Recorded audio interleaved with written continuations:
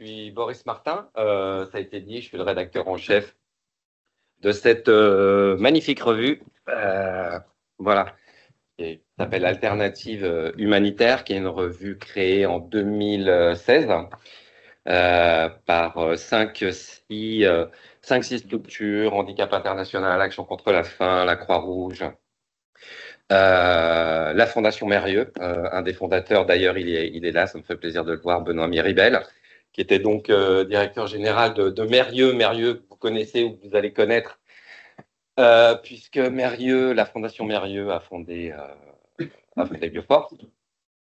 Voilà, donc en 2016, on a lancé cette revue alternative humanitaire pour réfléchir sur l'action humanitaire. Elle prenait la suite d'une certaine manière de la revue Humanitaire, qui était éditée par Médecins du Monde. Voilà, donc on a créé cette revue de débat et de réflexion, l'idée étant de faire dialoguer en quelque sorte les praticiens que vous allez peut-être devenir. Vous êtes, si vous êtes dans une formation dans ce but-là, et les observateurs, les chercheurs, hein, histoire d'avoir voilà, une réflexion pour faire une problématique, comme on fait toujours sur cette revue. Et puis, cette professionnalisation, elle est intéressante à revisiter parce que d'une certaine manière, il y a 20 ans, quand on disait professionnel, il faut professionnaliser, c'est comme si on disait, mais jusqu'à présent, vous avez été que des amateurs, ce qui était déjà faux.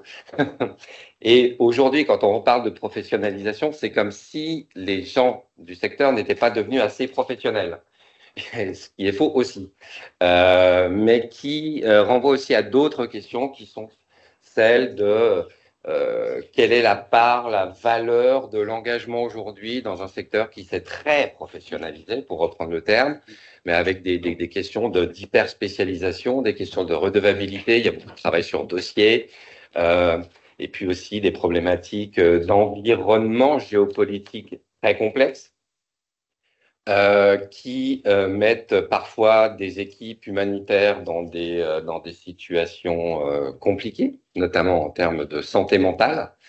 Donc là, on a beaucoup de nouvelles problématiques et on s'est rendu compte avec ce numéro, en lançant cet appel à contribution, qu'on avait vraiment des problématiques très intéressantes qui nous remontaient, et on va en parler un petit peu, mais en gros, des problématiques sur la localisation de l'aide. Vous allez entendre des choses comme ça, sur la question du genre, sur la question des violences sexistes et sexuelles au sein du secteur humanitaire. Hein. On ne parle pas de violences sur des populations, vraiment au sein du secteur humanitaire, il faut en parler aussi.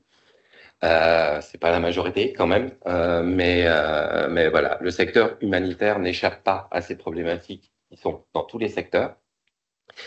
Et donc voilà, donc on a fait ce numéro qui est sorti fin juillet, donc que vous pouvez déjà consulter, lire, que vous pouvez encore consulter, lire. Et on s'est dit que c'était sympa de faire pour la rentrée de Bioforce un débat où vous pouvez faire intervenir des personnes qui ont participé à ce dossier, d'autres qui n'ont pas participé à ce dossier, mais qui vont nous apporter des éléments intéressants. Donc, je vais vous présenter d'abord, ça sera par ordre d'apparition, et puis voilà, après chacun a la parole. Dorothée Littner à l'hôte l'honneur, j'ai envie de dire, puisque Dorothée Littner est la directrice générale de Bioforce, donc elle a intérêt d'être sympa. Voilà, Dorothée qui a écrit un article vraiment très intéressant parce que vraiment, elle a fait tout un travail sur les termes, hein, métier, compétences, carrière, à quoi ça renvoie dans le secteur de la solidarité internationale, tous ces termes. Et tu reviendras là-dessus pour expliquer ce papier. Ensuite, Myrène Bengoa, qui est directrice de la chaîne du bonheur. Donc, c'est une fondation suisse. Genève, Zurich, toute la Suisse, qui a écrit un papier sur la question des femmes travailleuses humanitaires, et c'était l'angle du dossier, mais aussi en lien avec la problématique les femmes, population vulnérabilisées encore plus, je dirais, dans certains contextes. Et voilà, comment intégrer cette problématique du genre chez les travailleuses humanitaires aide aussi à prendre en charge des problématiques plus des populations. Et puis, troisième personne, alors là, et c'est ça qui était intéressant finalement dans ce dossier-là, on fait des appels à contribution, puis je dis pas qu'on voit ce qui arrive, parce qu'on peut aussi aller, on peut être proactif, mais il se trouve qu'on n'a pas eu d'intervention, et c'était très bien aussi d'une certaine manière de DRH. Quand je dis DRH, c'est personne des services des ressources humaines d'ONG. Et du coup, là, on va avoir ce regard, voilà, avec Isabelle Bruand, qui est responsable du pôle formation à Médecins du Monde, qui a aussi toute une trajectoire, évidemment, avant le pôle formation, donc elle va nous en parler. Voilà. Et puis aussi un autre regard d'une autre DRH, d'une autre structure que vous connaissez, peut-être encore mieux, enfin en tout cas effectivement, parce qu'elle est lyonnaise à la base, c'est Handicap International. Voilà, donc Céline Blais, qui est DRH d'Handicap International, qui nous fera ce retour sur ce numéro, voilà, qu'elle a adoré.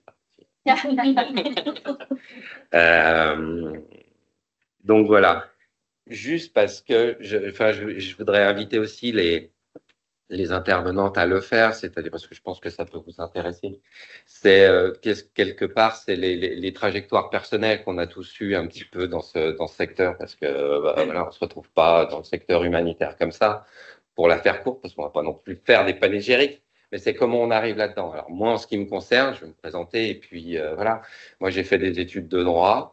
J'étais plutôt parti pour être avocat, et puis à un moment donné, j'ai bifurqué. Et j'ai fait de l'anthropologie juridique dans un DEA d'études africaines à Paris. DEA, le mot n'existe plus, mais ça doit être un master quelque chose. Et puis voilà, anthropologie juridique, la question des droits de l'homme, droits humanitaires. Et puis bah, j'ai voulu approfondir cela dans les ONG, parce que finalement, c'était là que ça se passait, le cœur de cette réflexion. Et donc voilà, et c'est comme ça que je suis rentré dans une structure, notamment Médecins du Monde, où j'ai passé une quinzaine d'années, en grande partie avec un travail d'éditeur, hein, finalement, preuve qu'il y a beaucoup de métiers à l'intérieur des structures. Il n'y a pas que des médecins, des infirmières, des ingénieurs, tout ce qu'on veut. Il y a aussi des comptables, des informaticiens, et des éditeurs, voilà, et puis les gens sur le terrain, des chargés de projet, des coordinateurs, etc. C'est vraiment complexe, et Dorothée nous dira justement, voilà, ces questions de métier, de compétences, de travail. Voilà, pour ma part, comment je suis arrivé dans ce milieu-là, et puis voilà, j'invite chacune des intervenantes à avoir ce petit moment voilà, pour vous dire ce que c'est.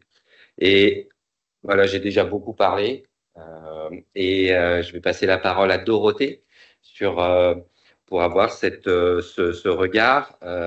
Lisez, sinon maintenant, plus tard, l'article de Dorothée, mais elle va vous en faire un joli résumé. On va fonctionner de la manière suivante. On va donner 5, 10 minutes, peut-être 15 minutes, si chacun prend le temps un petit peu. Et puis, on va ouvrir la parole pendant 10 minutes, un quart d'heure avec vous, comme ça pour chaque point, chaque petit thème, vous puissiez poser vos questions. Franchement, n'hésitez pas. Peut-être que vous êtes un peu intimidé, peut-être que vous êtes un peu... voilà, bon, c'est la rentrée, mais n'hésitez pas. C'est-à-dire, on est tous là à travailler dans le secteur humanitaire, c'est le moment de poser des questions. Donc voilà, hein, petite intervention de nos intervenantes, un petit temps de débat, et puis après on refera un petit moment de discussion. Voilà, Dorothée. Merci Boris. Bah, de rien. Est-ce que tout le monde, si je me rapproche comme ça, tout le monde m'entend? Ça va? J'en ai fond. En plus, moi je suis toute petite, donc alors, on se voit encore moins au fond, mais au moins on s'entend, puis il ne faudra pas hésiter à lever les mains ou pour intervenir. Donc merci beaucoup Boris, et puis à tous ceux qui ont organisé voilà, cette session de rentrée aujourd'hui, à tous nos invités, et puis tous nos présents qui nous font le plaisir d'être là avec vous aujourd'hui. Merci aussi beaucoup, encore une fois, d'avoir fait le choix de Bioforce. En quelques mots, alors mon parcours, moi, je ne suis pas issue du secteur humanitaire. Moi, je suis du monde de la formation et de l'enseignement. D'ailleurs, à l'origine, je suis professeure de français, de littérature. Si vous avez lu l'article, et puis on va y revenir, vous l'aurez peut-être senti, parce que moi, j'aime bien définir les mots. Donc, j'aime bien le mot juste par rapport à une réalité. Et voilà, c'est en général comme ça que je commence par appréhender les choses pour essayer d'y voir clair. Donc, à l'origine, professeure de littérature à l'université. Puis après, je suis occupée des sujets de formation en entreprise. Puis après, je suis allée vivre au Liban. Là, je trouvais qu'il y avait une réalité un peu forte quand même dans des pays dans lesquels je n'avais pas été. Et voilà. Et donc, un jour, le défi Bioforce s'est présenté. Je dis, allez, on est parti. Je ne serai peut-être pas sur des terrains de crise moi-même. Je ne sais pas faire de la logistique comme vous, certainement, certains d'entre vous saurez la faire.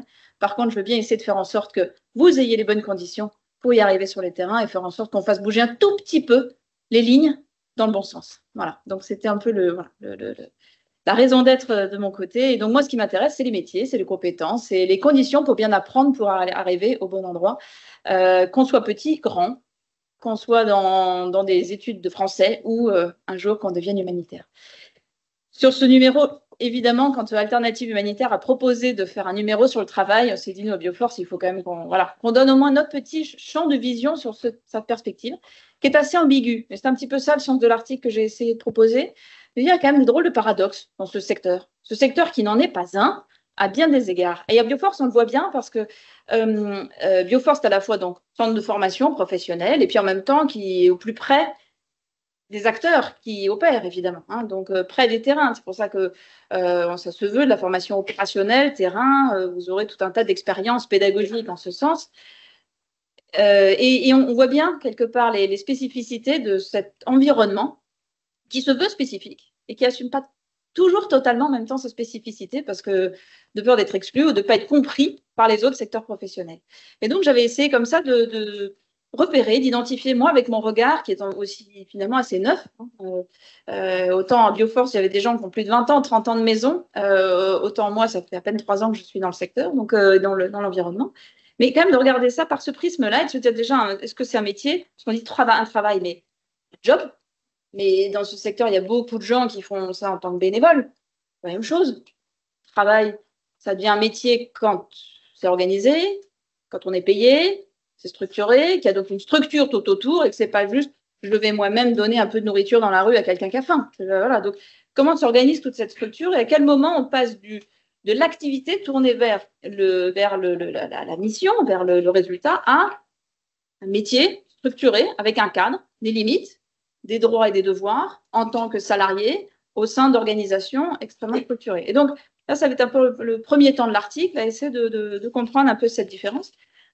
Avec et j'aime bien les étymologies, moi, parce qu'encore une fois, hein, et donc, pas oublier que de toute façon, un travail, c'est un labeur.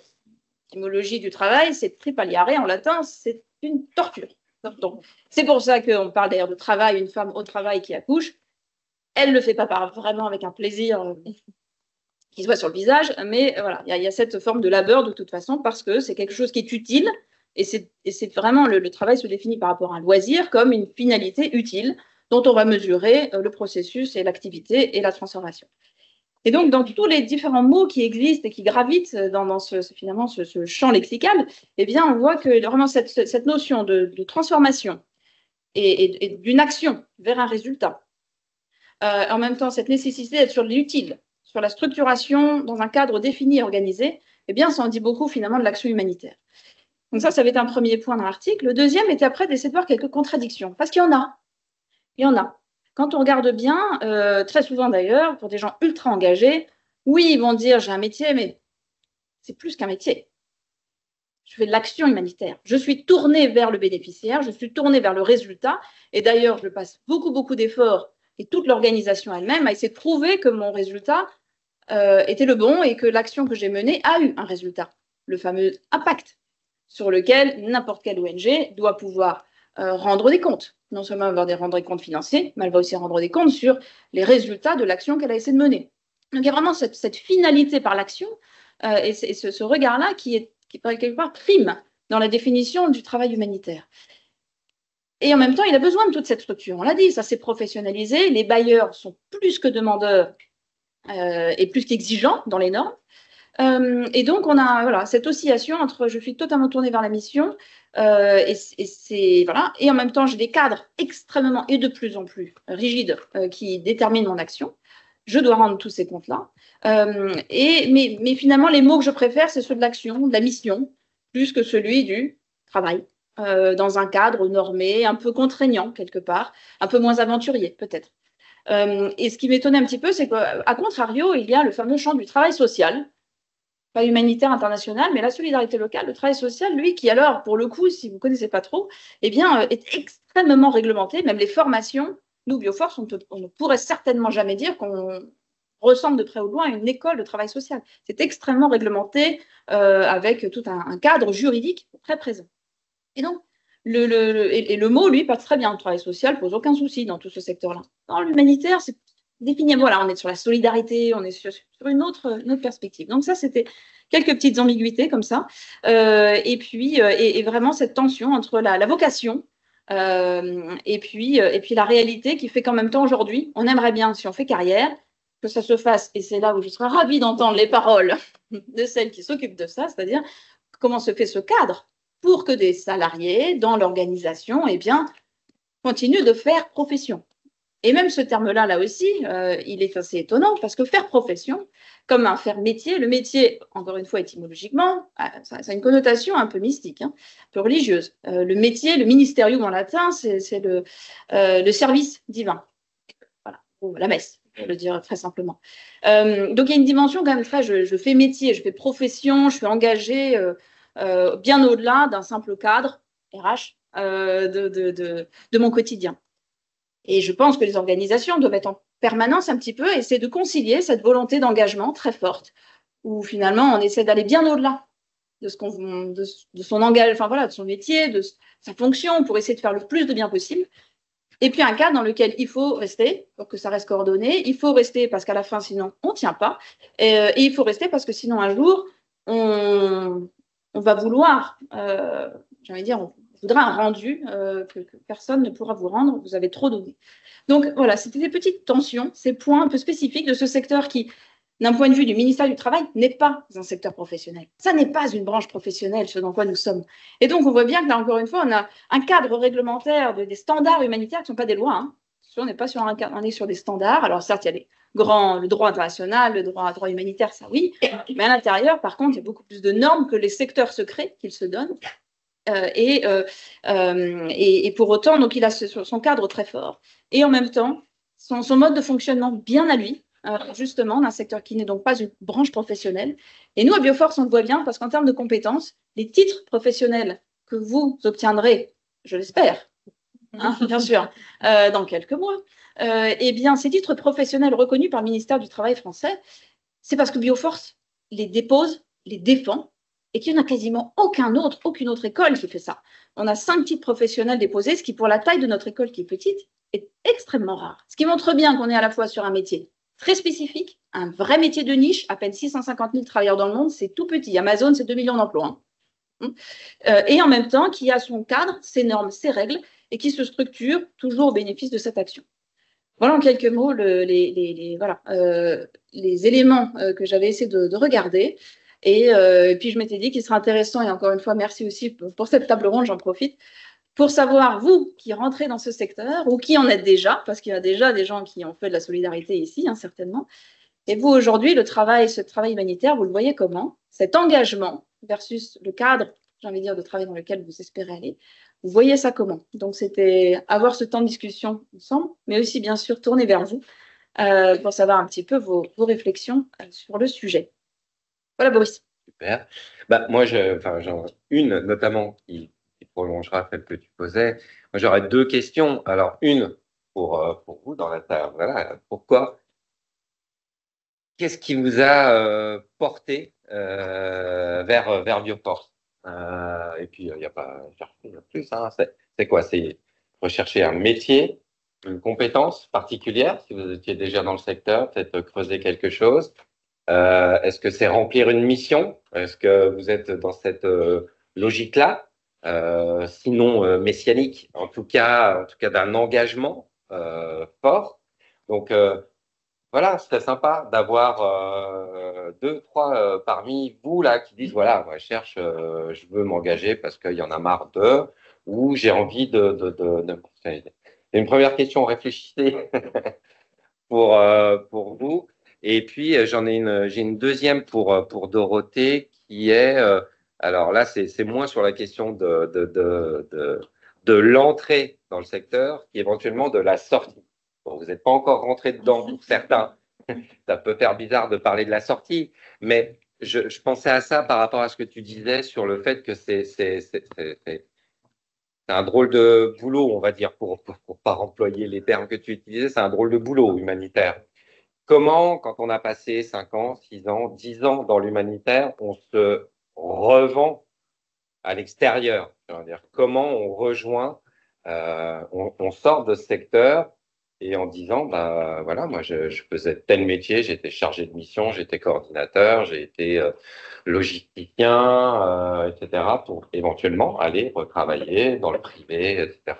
Moi, je peux donner quelques éléments de ce qu'on peut nous observer, de ce qu'on suit. Et je pense que certainement là aussi, les organisations pourront elles aussi en parler un peu parce qu'elles voient bien aussi des personnes finalement qui sortent et qui quittent. Et combien de temps durent finalement les carrières dans leurs organisations.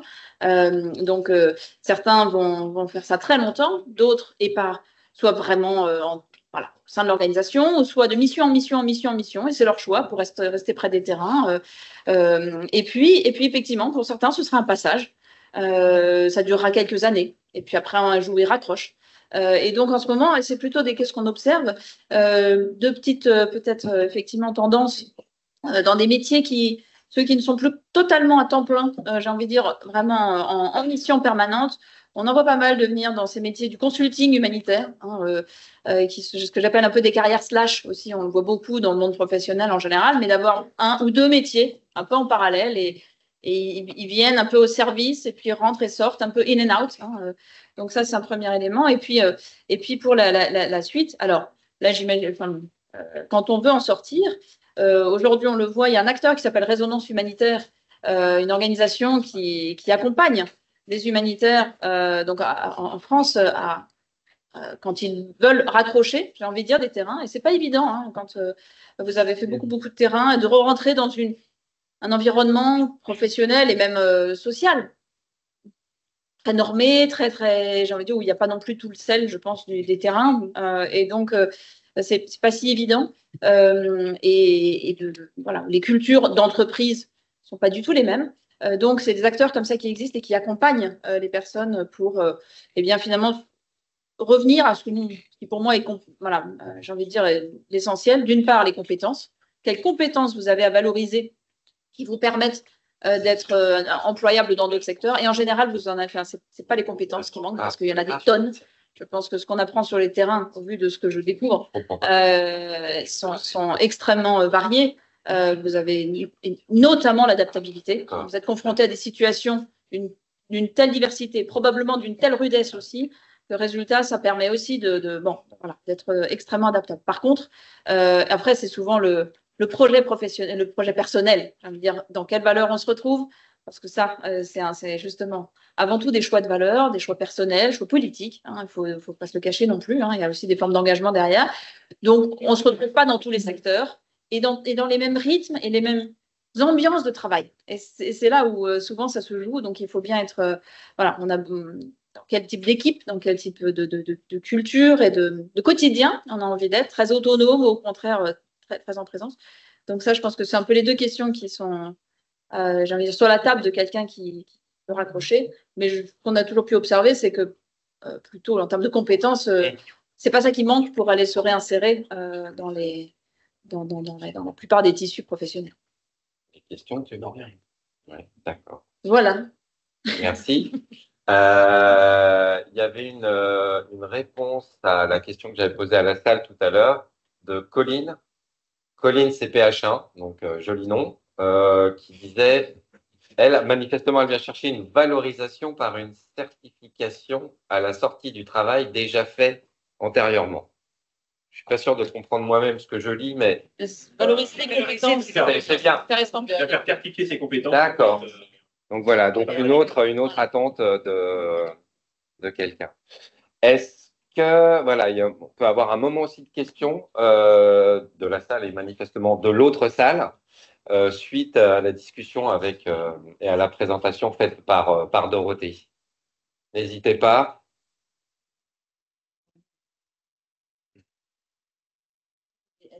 Une autre salle dans le bâtiment, parce qu'il n'y a plus de place ici. Dites pas qu'il n'y a pas de questions sur le métier que vous venez faire, quoi. C'est pas possible. Ça viendra à la fin. Bon, alors préparez-les pour la suite. Vas-y. D'accord. Ouais, Présente, bien tu sûr. peux te lever, parler bien. Puis Boris, tu peux répéter la question pour la salle. Si je l'entends déjà. Vas-y. D'accord. Donc, si j'ai bien compris, vous avez déjà reçu la certification, mais vous avez du mal à trouver le boulot, c'est ça? Il a déjà une expérience. Il a déjà une expérience. D'accord. Ah, Il a pardon. déjà de l'expérience. Voilà. D'accord. Il a Ok. déjà essayé, mais il n'a pas encore. Mais donc, il suit le cursus en espérant que ça va l'aider à trouver le job. D'accord. Alors là aussi, donc moi, je donnais des éléments de réponse, enfin et puis de constat. Et là aussi, je me tournerai vers les interlocuteurs RH qui pourraient, voilà, c'est avec Céline et Isabelle pourront compléter. Alors, il ne faut pas se leurrer. Vous n'êtes pas au-devant d'une carrière facile. Hein.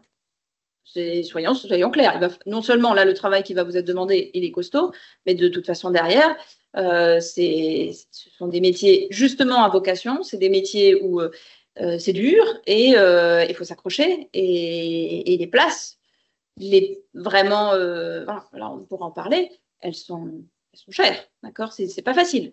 Donc, de toute façon, vous vous engagez sur des voies qui sont costaudes. D'accord, c'est un choix. Faut le savoir. Et par contre, évidemment, tout le sens du travail et tout ce que vous venez y chercher, après, derrière, ça, vous le trouvez. Mais donc, oui, de toute façon, ce sont des comme tous les métiers, j'ai envie de dire, à vocation, des métiers de niche. Qui dit de niche? Il pourrait y avoir des milliards d'emplois possibles, vu les milliards de besoins nécessaires, et voilà, mais qui aujourd'hui n'ont pas les financements pour. Donc, les ONG taillent en fonction des financements qu'elles ont. Donc, ce sont de toute façon aussi des cas de contraintes dans lesquels on est. Donc, ça, c'est certain. Et puis, pour trouver un emploi, c'est de toute façon ce qui vient toujours aider, et c'est là, j'espère, en tout cas, Bioforce, on est là pour ça. Donc, d'une part, vous faire travailler, faire réussir un certain nombre, faire acquérir un certain nombre de compétences qui sont évaluées. D'accord ? C'est pour ça que vous serez très régulièrement évalué et beaucoup pour s'assurer que vous avez un certain nombre de compétences acquises, au moins en salle, un certain nombre de projets qui vous permettront aussi d'acquérir de l'expérience sur des projets tutorés. Ça, c'est un premier point. La deuxième chose, c'est le réseau. Parce que ça aussi, évidemment, ça aide. Plus vous avez des contacts entre vous, parce qu'il y en a déjà dans la salle voilà. Et puis, évidemment, avec tous les formateurs que vous croiserez, les forums dans lesquels on va vous mettre, plus ça va vous amener vers ces réseaux-là. Donc ça, ce sont un peu les deux éléments un peu clés chez Bioforce. Mais il est vrai que cette question, et c'est une vraie question pour, ça fera la transition après encore pour tout à l'heure, voilà, comment on met le pied et comment on met le pied à l'étrier et comment finalement des organisations renouvellent leur vivier avec des nouveaux. Quand on acquiert la première expérience, comment est-ce qu'aujourd'hui ça se fait et quel est votre avis là-dessus? Ça sera un deuxième bout de réponse. Bien. Alors, on aura a priori des éléments de réponse. Les réponses, je ne sais pas, mais tout à l'heure, d'autres questions sur cette partie métier, compétences, comment mettre le pied dans la porte Alors, à quel point dans le secteur les transitions sont fluides entre humanitaire et développement et les différentes institutions? C'est une bonne question, oui, parce que entre l'humanitaire d'urgence et un développement peut-être plus sur du long terme, et puis les institutions, alors j'imagine peut-être entre les ONG, les agences de Nations Unies ou des choses comme ça, peut-être. On en discutait avec Céline il y a quelques jours, justement encore, justement de ces à quel point dans une même organisation, ils peuvent ou pas faire passer des gens d'une mission à l'autre sur un terrain d'urgence très critique. très insécurisées, etc., ou d'autres missions où l'action est tout aussi utile, hein, mais simplement les conditions sécuritaires, la pression sur place n'est pas la même, etc. Donc, et c'est des questions qui reviennent assez souvent. Quand j'étais en Jordanie, j'en avais parlé une fois avec aussi le aide régional d'une grosse ONG danoise et qui se posait voilà, ces questions de passerelle entre l'un et l'autre. Donc, il y en a du développement vers l'urgence. J'avais cru comprendre que c'était pas si simple de l'urgence au développement. Voilà. Moi, j'ai envie de dire d'un point de vue, mais nous, encore une fois, c'est nos marottes, c'est les compétences qui jouent beaucoup, beaucoup, beaucoup, et que normalement, sur la coordination de projets, de programmes, si vous êtes bien organisé, etc., et l'habitude de manager des équipes, manager des projets avec efficacité, etc., vous pourrez. Le sujet, c'est après, c'est encore une fois des cultures déjà d'organisation. Est-ce que ces passerelles, elles existent ou pas? La connaissance quand même des sujets, parce que les bailleurs ne sont pas les mêmes, parce que les fonctionnements des projets ne seront pas les mêmes. Donc, il y a forcément des différences entre les mondes. Donc, ça n'est pas impossible, évidemment. Simplement, comme toujours, il y a dans beaucoup de secteurs, c'est toujours un peu siloté, donc ça ne se fait jamais, je pense, complètement d'un coup.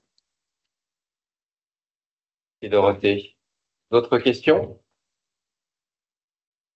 On pourrait y revenir, tu sais, sinon Maurice, Et on en a oui, vu bien tout à sûr, l'heure. bien sûr. On reviendra après si ça vous vient.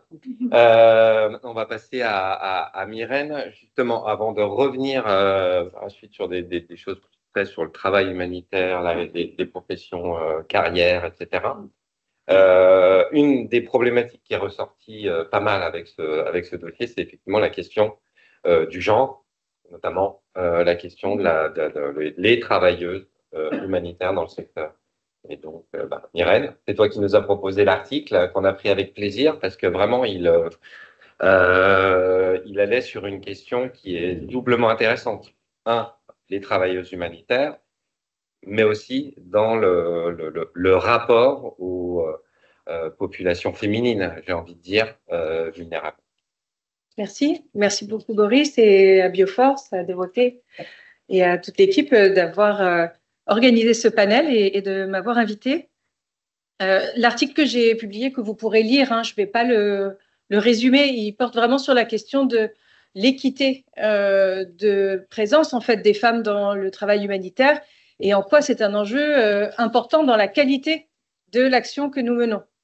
Et je dis nous parce que moi je suis aussi comme vous, soit une aspirante, soit une alumni du travail humanitaire ou du travail social international.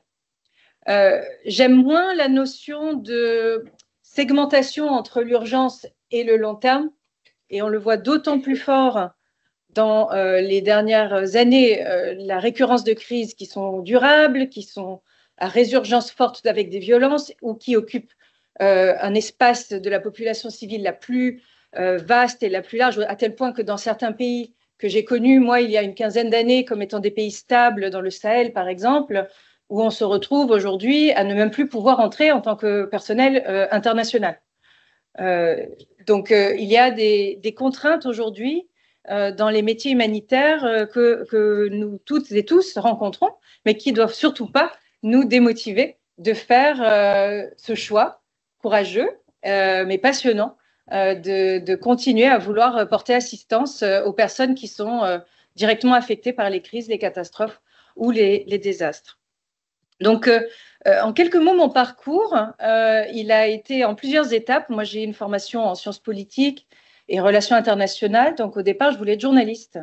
Mais lors de mes études, mon premier stage que j'ai pu négocier, en fait, c'était avec MSF. Alors, c'était un peu paradoxal. Je suis allée faire du reportage de terrain aux Philippines avec MSF. Et là, j'ai été confrontée à une action humanitaire qui n'était pas dans un contexte de fragilité sécuritaire, mais d'énormes fragilités humaines, puisqu'on est allé au-devant des enfants des rues de Manille. Et j'ai réalisé en y repensant pour préparer cette discussion aujourd'hui que dès cette époque, et là je parle de 1999, mes rôles modèles, ça a déjà été des femmes. C'était déjà une chef de mission et une responsable de WASH, en l'occurrence, qui faisait le travail sur le terrain, en plus de toutes les infirmières et de des femmes médecins qui se portaient au secours des jeunes enfants qui vivaient seuls dans les rues de Mali. Donc, cette première confrontation au travail international de solidarité, je l'ai fait assez jeune. Ça m'a complètement bouleversé mon parcours professionnel, puisqu'ensuite, j'ai souhaité travailler aux Nations Unies et j'ai eu la chance de pouvoir être envoyée par mon pays, par la Suisse, plusieurs années d'affilée. Donc, tout d'abord au Burkina Faso, où j'ai fait une formation mixte entre l'EIER, pour ceux d'entre vous qui sont sahéliens, vous la connaissez sans doute, la formation d'ingénierie du développement à Ouaga, en partenariat avec l'école d'ingénieurs de Lausanne. Et c'est en ouvrant cette première porte professionnelle que, d'abord, la minorisation des femmes, je m'en suis rendu compte tout de suite, puisque sur ce campus de Ouagadougou, nous étions 9 jeunes filles à bien vouloir faire cette formation, entourées d'un nombre très important d'aspirants ingénieurs. Mais par-delà cette vision très dichotomique, en fait, aujourd'hui, si on commence à sauter dans le temps, et c'est ce qu'on explique dans l'article, c'est qu'on a en réalité presque 45% des travailleurs et travailleuses, travailleurs humanitaires qui sont des travailleuses. Donc, en aucun cas, on ne peut dire que c'est un secteur qui n'est pas féminisé. On peut souhaiter qu'il le soit davantage et on peut souhaiter que ça rééquilibre les fonctions de responsabilité dans le secteur, mais pas nécessairement que les femmes n'y soient pas représentées. Mais si on revient un petit peu en arrière, donc on a dit qu'il y avait déjà des rôles modèles, mais que non seulement c'est simplement parce qu'il y a des vocations, il y a plein de femmes qui souhaitent s'engager et qui le font avec beaucoup de succès, mais c'est aussi parce que c'est indispensable, pour 2 raisons. Tout d'abord parce que les populations au devant desquelles nous voulons apporter des services, au devant desquelles nous voulons raisonnablement redonner de l'espoir et un peu de dignité, eh bien, elles doivent se sentir aussi représentées par le personnel qui vient les rencontrer, que ce soit dans des équipes qui soient plurielles en termes de nationalité, mais aussi représentatives des différentes populations. Et donc ça, c'est très important pour être sûr de pouvoir accéder, d'une part, à l'information réelle sur les besoins, et ça, vous y reviendrez sans doute dans la formation, c'est que avant de vouloir faire de l'action humanitaire, il faut déjà savoir qu'est-ce qui s'y passe, quels sont les besoins et pourquoi est-ce qu'on va intervenir et comment. Donc, connaître et comprendre les vulnérabilités, c'est en grande partie aussi être capable, être compétent, et ça demande aussi une expérience, pour aller déceler les vulnérabilités spécifiques auxquelles sont confrontées, dans beaucoup de ces contextes, les femmes et les filles.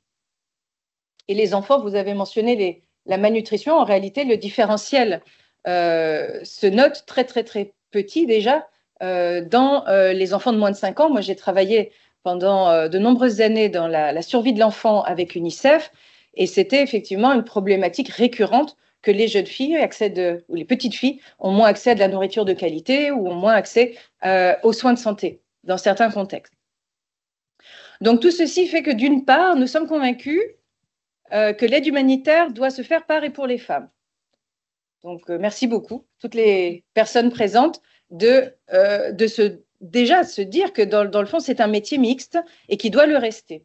Mais pour qu'il puisse le rester, c'est la deuxième raison pour laquelle je pensais que cet article, finalement, avait encore sa place en 2024, c'est qu'on croit que c'est une évidence, mais ça ne l'est pas toujours.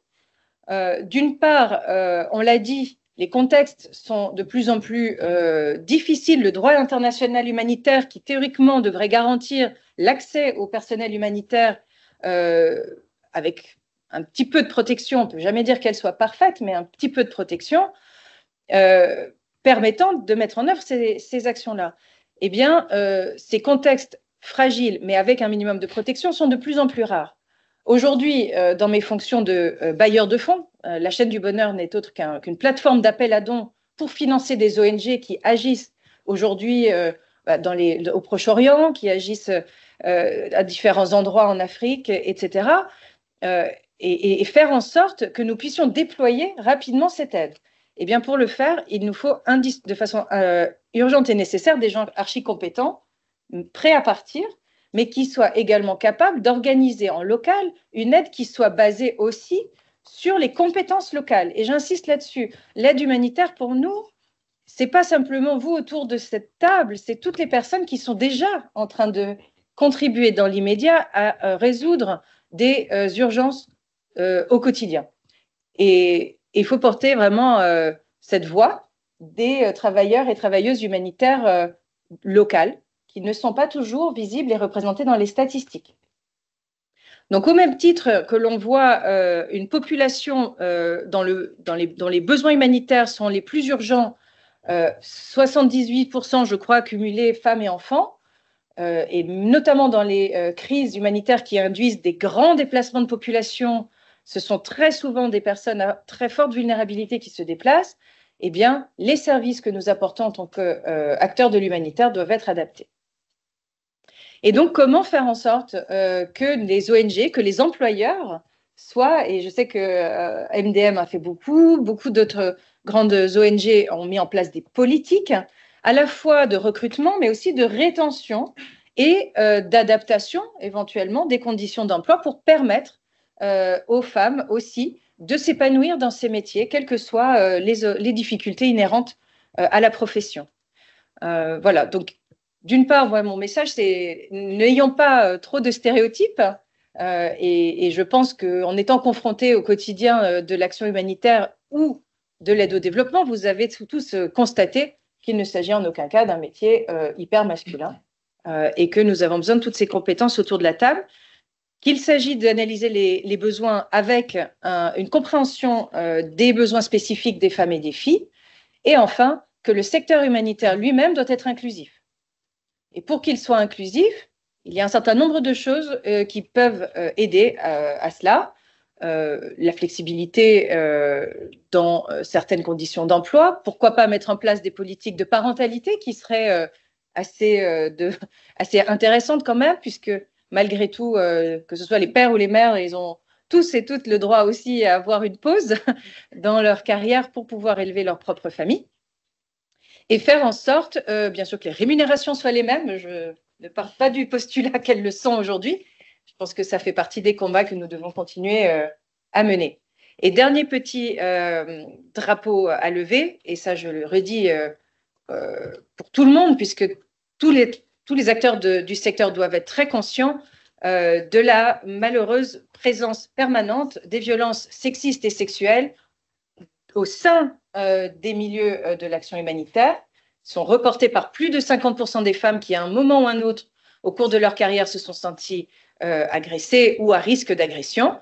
Et par ailleurs, le besoin de mettre en place des politiques d'alerte qui soient fiables et qui permettent non seulement de les limiter, de les rendre de plus en plus sanctionnés, mais de s'assurer donc de la protection de nos travailleurs et de nos travailleuses où qu'ils aillent. Je m'arrête là, mais il y aura peut-être des questions et des précisions à apporter. Forcément. Merci beaucoup, Myrène. Forcément, il y aura des questions. Forcément.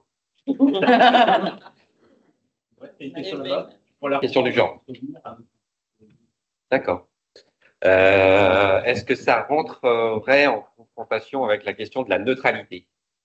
Je reformule, mais c'est…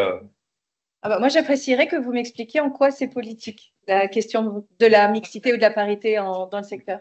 On a un certain nombre de partis politiques en France, ailleurs, qui ont l'opposé de ces valeurs-là, des camps de choses opposées, et qui sont en partie ou pas, ou qui sont à risque d'être au pouvoir humain. Dans quelle mesure les ONG, les organisations informatives, etc., doivent prendre position politiquement sur ce sujet-là. Elles doivent porter leur voix ou au contraire être peut-être demain c'est nos valeurs de fond et du coup on ne parle pas de. Alors, ça fait un peu plus de 25 ans que je travaille dans le secteur et je pense qu'on va vers le moins militant plutôt que vers le plus militant. De façon générale, on est bien d'accord. Par rapport aux grandes prises de position, peut-être qui ont initié le mouvement sans frontiériste parmi d'autres. Il n'empêche qu'aujourd'hui, étant un secteur d'intervention reconnu, financé par des bailleurs institutionnels et ayant clairement un rôle qui ne va aller qu'en s'accroissant avec les crises climatiques, avec les besoins essentiels de réponse aux droits des populations immédiatement affectées, eh bien, je ne vois pas comment on ne peut pas être un secteur exemplaire sur tous les plans. Donc, il ne s'agit pas de faire de la politique, il s'agit simplement de déterminer que même si c'est très difficile de faire ce qu'on fait, eh bien, on va le faire avec les standards les plus élevés. Et dans certains contextes, vous verrez bien sûr que c'est compliqué de mettre en œuvre toutes les politiques, les normes, etc., dont le secteur s'est doté. Mais il n'empêche que si on est, je donne un exemple qui me touche particulièrement, qui est la lutte directe et immédiate contre toute violence à l'égard des enfants. Un grand nombre d'organisations et d'institutions mettent en place des services d'accompagnement d'enfants dans des situations d'immense vulnérabilité. Je reviens à mes enfants des rues de Manille. Eh bien, quand on se rend compte que sans les politiques de prévention dans le secteur employeur que représentent les ONG ou les institutions internationales, on pouvait se retrouver avec des abus qui étaient perpétrés contre les enfants même qu'on était censé protéger, qui sont absolument scandaleuses. Donc, non seulement on se doit de mettre en place les garde-fous, les politiques de recrutement les plus fiables dans ce domaine, puisqu'on touche à la grande et l'extrême vulnérabilité, l'extrême précarité, eh bien, à ce titre-là, chacun et chacune d'entre vous, vous serez les porte-parole de cette voie de l'aide humanitaire locale et internationale qui se doit d'être irréprochable. Et irréprochable, en effet, aussi sur le plan de l'égalité des droits entre les hommes, les femmes, les garçons, les filles, et ne pas, par exemple, lors d'une distribution alimentaire, vous laisser influencer. Là, vous allez m'embarquer sur un chapitre, hein, c'est très compliqué pour moi de ne pas m'embarquer, où on se retrouve, et ça m'est arrivé, avec des colonnes de personnes qui attendent la distribution de l'aide et qui vont pousser délibérément les femmes pour qu'elles ne reçoivent pas le sac de riz, où il va y avoir une cohue. Comment, nous, humanitaires, logisticiens, organisateurs de distribution, et ça c'est tout le temps, nous avons l'obligation de s'assurer d'une distribution équitable. Et je pense qu'aujourd'hui, l'aide humanitaire, et peut-être qu'on en parlera un petit peu, évolue vers de moins en moins de distribution de biens et services en nature et de plus en plus de distribution de cash. On devient, entre guillemets, des banquiers solidaires. Je vous donne l'exemple de la chaîne du bonheur. 80% des fonds qui ont été adressés à la crise en Ukraine l'ont été par le biais de transferts monétaires. Donc, ce n'est plus du tout le même métier.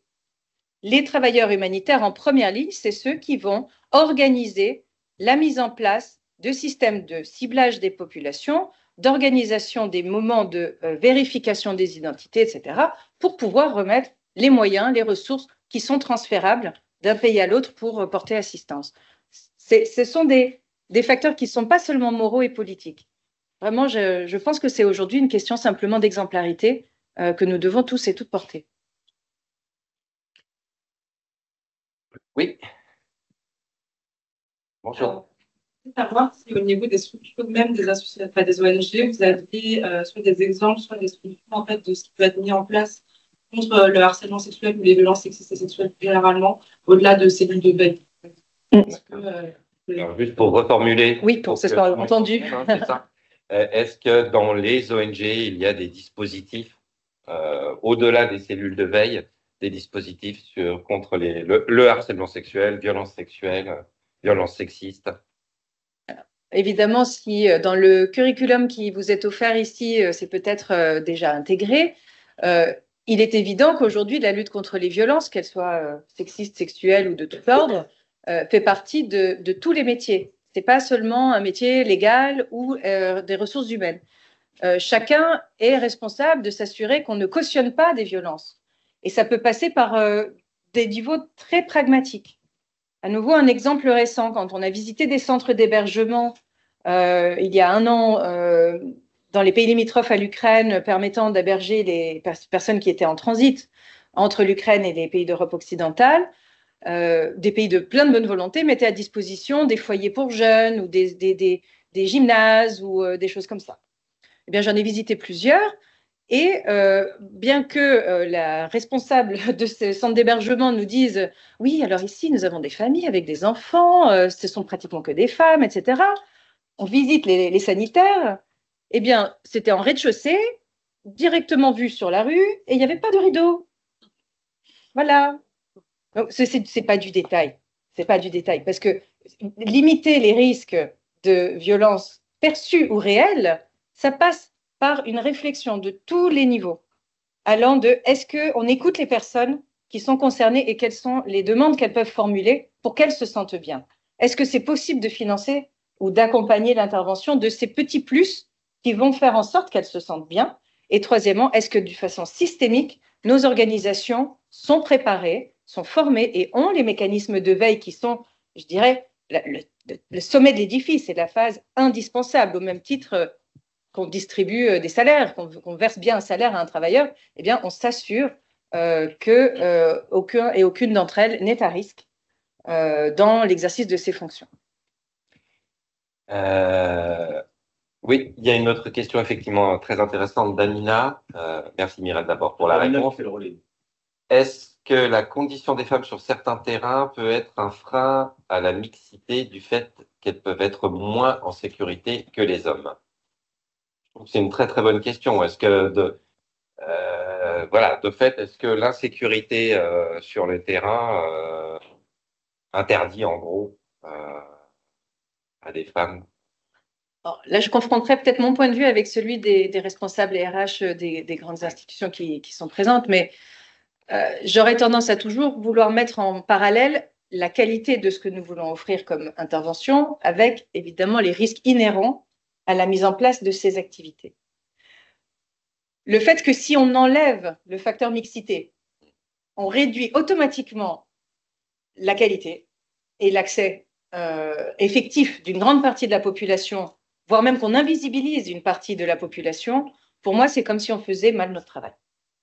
Donc, je pars du principe qu'on doit s'assurer par nos activités, notre réflexion et les négociations humanitaires qui doivent avoir lieu de façon continue pour garantir l'accès des travailleurs et travailleuses, indépendamment de leur genre, aux populations affectées. Je veux dire, une fois qu'elles portent la chasuble plan ou la chasuble ACF ou que sais-je, normalement, que ce soit un homme ou une femme en dessous, on s'en fiche. Au contraire, il faut s'assurer que la sécurité est garantie pour tout le monde. Et puis s'assurer évidemment qu'on n'oublie pas les accès, comme dont je mentionnais, qui sont invisibles. Et l'exemple que je donne dans l'article, c'est l'Afghanistan. On peut aujourd'hui financer Médecins sans frontières pour qu'ils tiennent debout un hôpital quelque part dans une région isolée de l'Afghanistan. Mais si les femmes ne peuvent pas sortir de chez elles et n'ont de toute façon pas accès à l'hôpital, on ne remplit qu'à moitié notre mission humanitaire. Et donc, s'assurer que l'on peut faire du déploiement de cliniques mobiles ou que l'on puisse envoyer à minima des travailleurs dans des zones où les femmes seraient tolérées avec du personnel féminin qui permettrait d'accéder à ces personnes-là, eh bien, à nouveau, c'est le dernier kilomètre. On ne peut pas s'en passer. Moi, c'est peut-être une question à mettre dans la banette des DRH, entre guillemets, mais effectivement, cette question qui est est-ce que des services de ressources humaines, des ONG, disent sur tel terrain, il n'y aura pas de femmes, expatriées ou non expatriées, ou moins de femmes, parce que... Ou pas d'hommes. Mais ma question, elle est vraiment sur les femmes, parce qu'effectivement, c'était dans le sens de cette question-là. C'est-à-dire que, de même que il y a des ONG qui disent, voilà, dans tel pays, on ne peut pas avoir d'expatriés, hommes ou femmes, parce que c'est un expatrié, et que donc on ne fait travailler que des personnels locaux. C'est la question des missions en remote control, où on ne fait intervenir que des expatriés. Parce que la mort ou les blessures d'un humanitaire local, malheureusement, est toujours moins scandaleuse que la mort d'un expatrié. Donc ça, c'est des vraies questions qui se posent pour les humanitaires, pour les structures. Mais voilà. C'est une bonne manière de passer la transition. Mais il y a peut-être encore d'autres questions sur la question du genre. Une, deux, on en prend deux, et puis après, on passera à Isabelle Brouillon. Je peux te lever? Allez, deux, monsieur là-bas, et ensuite, ça sera vous. Pardon. Je vais formuler. Donc, est-ce qu'effectivement, quand il y a des décisions comme en Afghanistan qui interdisent de recruter des femmes, les ONG doivent décider de partir? On a été confronté à cette situation il y a 3 ans en arrière. Et depuis 3 ans, la situation n'est pas évidente. Mais renoncer d'emblée, c'est forcément pas une solution sur laquelle moi je m'alignerais en tout cas. Mais il faut voir dans quelle mesure c'est faisable et où c'est faisable et avec qui, sans à nouveau créer plus de tort qu'on en crée. On se rappelle bien que le principe humanitaire primordial qui dépasse la neutralité, l'impartialité, blablabla, c'est quand même le do no harm. C'est qu'il vaut mieux ne rien faire que de faire du mal. Mais on s'implique en tant qu'acteur humanitaire, en soi, c'est une ingérence. En étant une ONG, quelle qu'elle soit, c'est nécessairement prendre parti pour aller soulager la souffrance et non pas attendre de voir si les conditions seront meilleures plus tard. Donc l'Afghanistan est un casse-tête. Je n'ai pas une réponse toute faite, ça dépend des régions. Dans les régions limitrophes du Pakistan, c'est plus facile parce que les travailleurs peuvent entrer et sortir. Il y a eu des régions qui étaient plus ou moins contrôlées par les talibans aussi, il faut le dire. Donc Kaboul, c'est très compliqué. Ailleurs, donc il ne faut pas non plus tirer des conclusions trop hâtives sur un contexte en entier. Et dans beaucoup de pays, on a cette fragmentation des situations qui font que même si on croit que c'est impossible, on cherche des entrées, des moyens d'agir qui sont conformes quand même aux politiques mises en place. Oui, eh ben, bien sûr. Oui, je veux bien. Donc, moi, je représente Handicap International, Humanity et Inclusion. Alors, évidemment, on est présent en Afghanistan. C'est un gros programme chez nous. On a plus de 400 collaborateurs et collaboratrices. Donc, évidemment, la question s'est posée. Je dirais première chose, oui, on n'abandonne pas et les équipes ont été d'une créativité absolue pour trouver le moyen de les maintenir au travail. Donc, ça va, je ne sais pas, un organigramme où elles n'avaient pas le droit d'être affichées sur l'organigramme. Ils ont trouvé des superfuges pour… donc, j'ai des organigrammes que je n'ai jamais vus ailleurs. Sans photo, voilà, alors que les hommes ont leurs photos avec leur nom, mais elles sont présentes avec un numéro sur l'organigramme. C'est de l'ordre du symbole, mais je pense que c'est hyper important. Derrière, ils ont réussi à développer des manières de faire, y compris à Kaboul, pour pouvoir continuer à intervenir. Après, c'est une question d'éthique. C'est-à-dire que jusqu'où est-ce qu'on est prêt à aller, parce que les accès se négocient aussi en local. Donc jusqu'où est-ce qu'on est prêt à discuter avec un chef local sous influence talibane ou pas, et jusqu'où on va.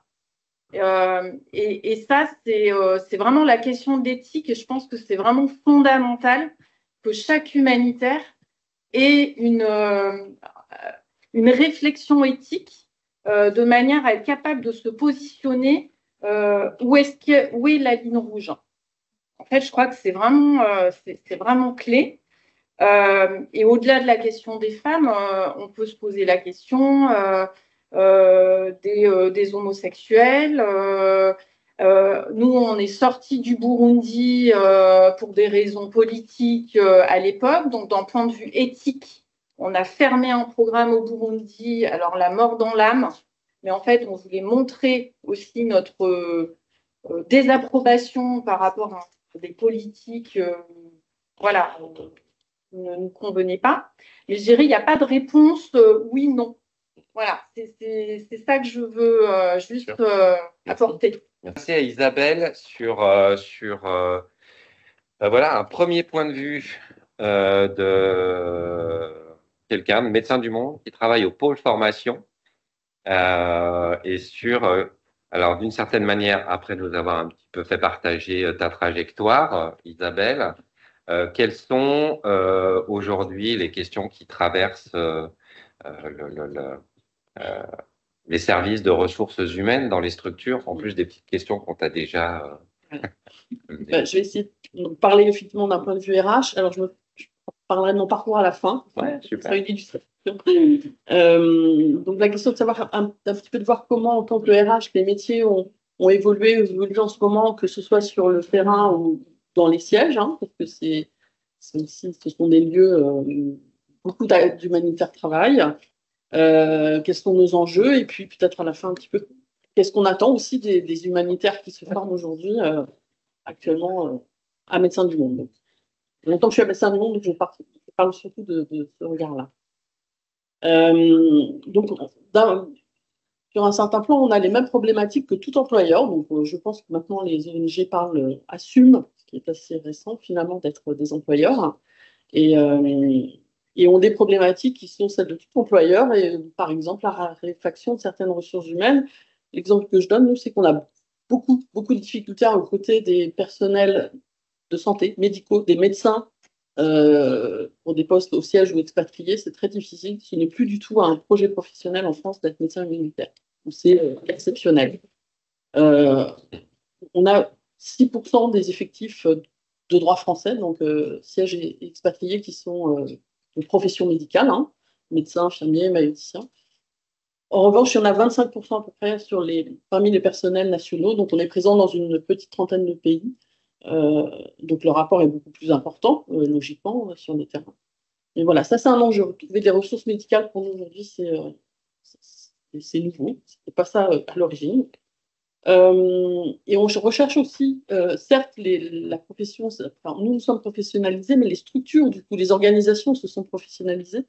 Et ça amène aussi à avoir besoin de nouveaux métiers, de nouvelles compétences. On cherche des ingénieurs, on cherche des informaticiens, on cherche aussi des référents éco-responsabilité, référents sur la protection des données. Donc, ça, ce sont des problématiques qui se posent aux ONG comme aux autres employeurs, qui sont des nouveaux métiers et qui ne sont pas faciles à trouver, et peut-être encore moins faciles à trouver dans le secteur humanitaire, puisque pas formés à Bioforce, par exemple. Donc, comme tout employeur, évidemment, on cherche à être attractif et à fidéliser, puis à accompagner nos équipes. Peut-être qu'on le fait plus qu'auparavant en même temps.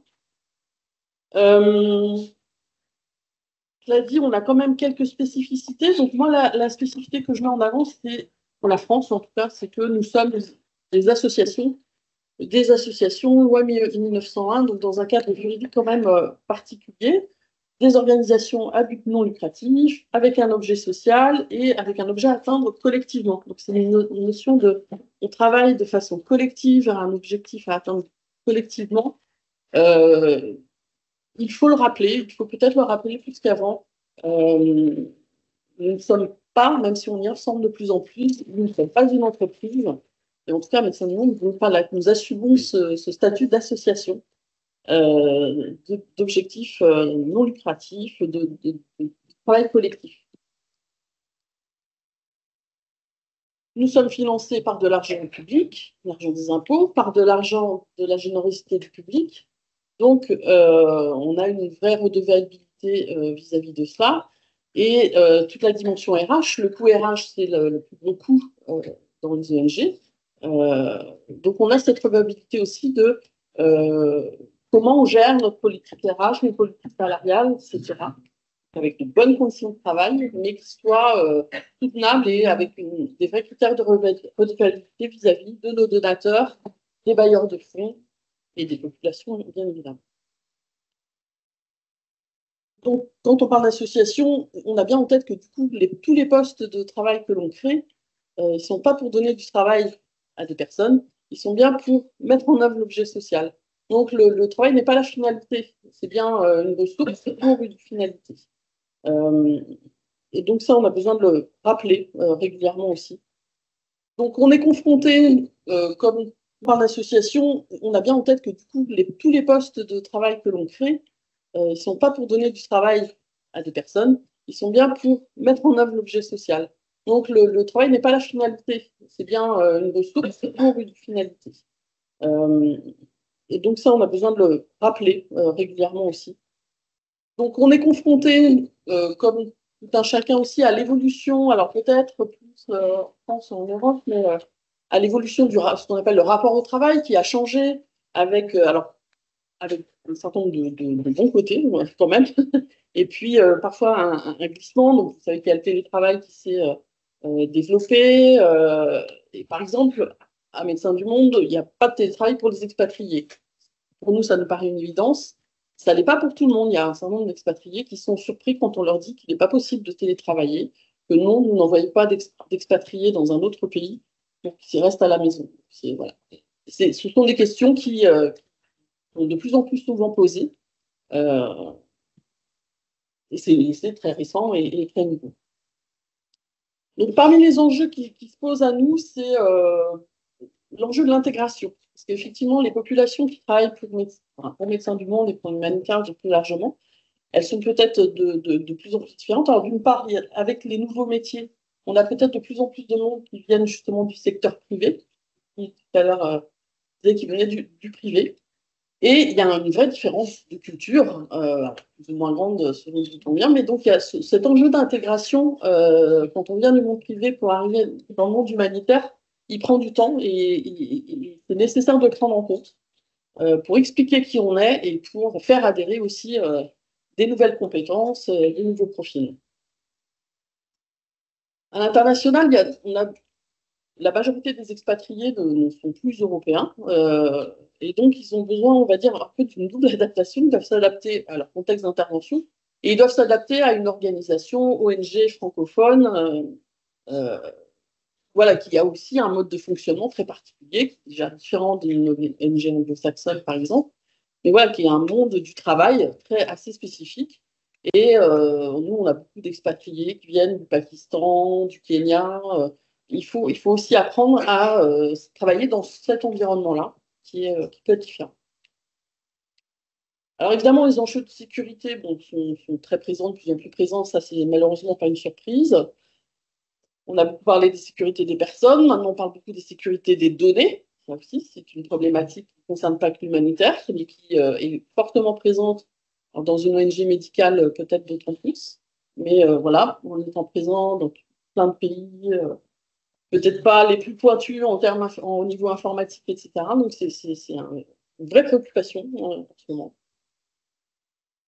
Et puis, quand on parle de sécurité, voilà ce qui a pu changer par rapport aux images d'hôpital, les humanitaires, cette notion de voyage, etc. Bah, finalement, quand on part à l'international, on voyage de moins en moins parce que quand on part, c'est souvent que en capitale, on peut plus se déplacer, il y a beaucoup de restrictions, etc. Donc, c'est beaucoup moins attractif de ce point de vue-là, si on peut dire. Et puis, il est de plus en plus difficile de vivre en famille en étant expatrié. Nous, ça se réduit comme une peau de chagrin. On avait encore des expatriés en famille au Liban. Voilà, c'est terminé, j'espère temporairement. Une nouvelle problématique aussi, c'est tous les enjeux juridiques. Alors ça, il me semble que c'est plutôt positif. C'est-à-dire que les États dans lesquels on travaille se structurent, ont de plus en plus aussi de conditions, de normes. On ne travaille plus comme ça, et c'est plutôt une bonne chose. Mais du coup, ça complexifie aussi le travail. C'est-à-dire qu'il faut, dans chacun des pays, connaître un petit peu le cadre légal, du droit du travail de chaque pays, les conditions. Il y a des contraintes. Dans certains pays, on ne peut pas avoir. Il y a un expatrié pour tant de personnels nationaux. Alors, Médecins du Monde, ce n'est pas trop un problème parce qu'on travaille essentiellement avec des équipes nationales. Mais voilà, ce sont tout un tas de contraintes, de cadres juridiques nouveaux qu'il nous faut appréhender, voilà, vis-à-vis du droit du travail en tant que RH, mais aussi des conditions d'intervention. Enfin, voilà, il y a tout un tas de choses à respecter, ce qui est bien normal, mais c'est encore un apprentissage qu'on est encore en train de faire, il me semble. Et on a aussi cette redevabilité envers les populations, mais parfois aussi envers les structures, les États dans lesquels on travaille.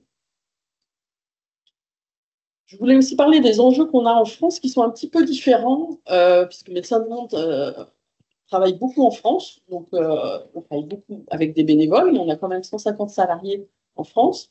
Donc là, les enjeux sont un peu différents parce que les personnes s'engagent sur des temps beaucoup plus longs, soit bénévoles ou salariés.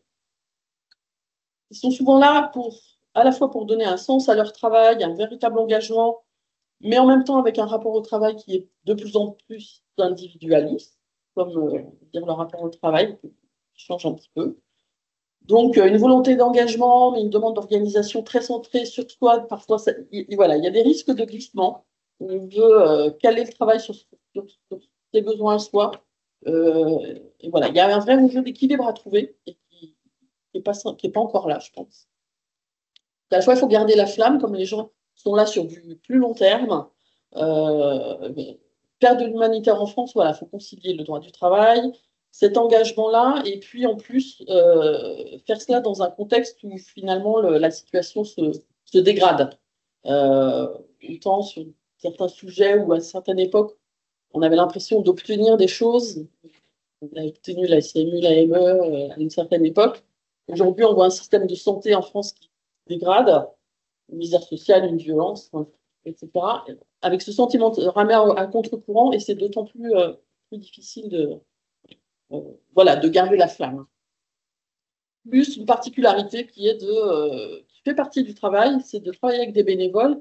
C'est différent d'animer des équipes de bénévoles ou d'animer des équipes de salariés. C'est pas forcément plus difficile, mais c'est différent. C'est une problématique différente qu'il faut prendre en compte.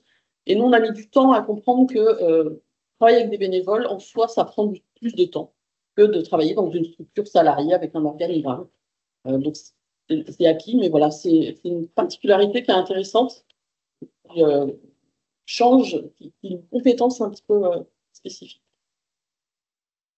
Et ce qui fait qu'en France, la prise de conscience qu'il fallait aussi protéger les personnels a été plus tardive, je dirais, qu'à l'international.